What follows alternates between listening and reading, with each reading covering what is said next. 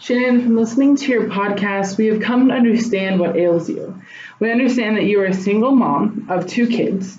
One of your kids has a sick daughter, and your other child is preparing for college. You believed that you could help both of your children financially because of your factory job.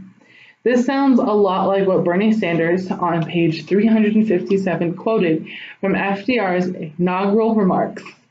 He saw millions of families trying to live on income so meager that the pall of family disaster hung over them every day. You don't want your kids to suffer or feel embarrassed because of you. You don't want your kids to have that ashamed feeling of being seen with you like you were with your mother. However, you lost your well-paying job because the factory was taking its business to Mexico. Due to this horrible change in your life, now you're facing a crisis. How do you support your family? The main cause for your struggle is corporate greed.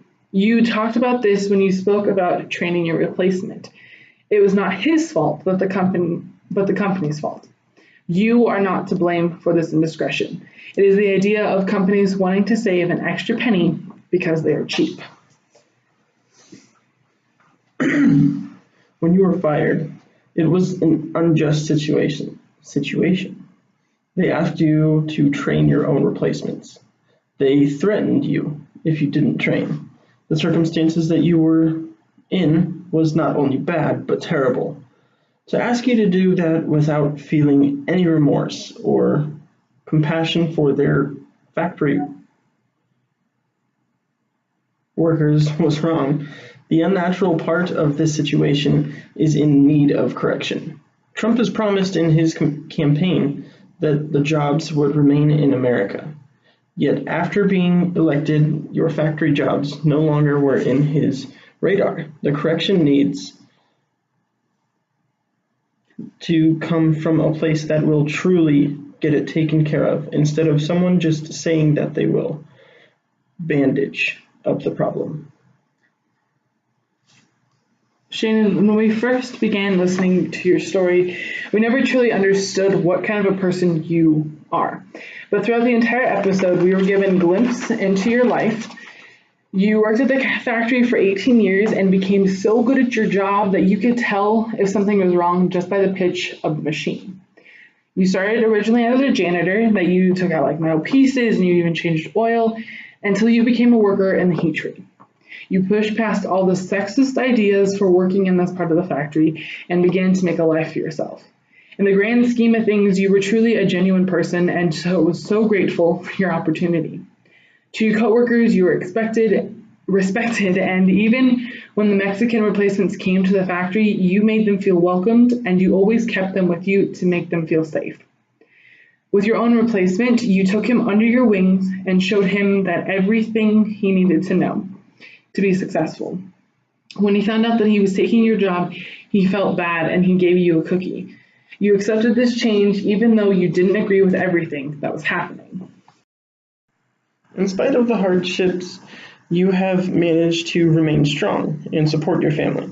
However, we strongly believe that you should be doing more in order to save your job. Join the union that is fighting the factory.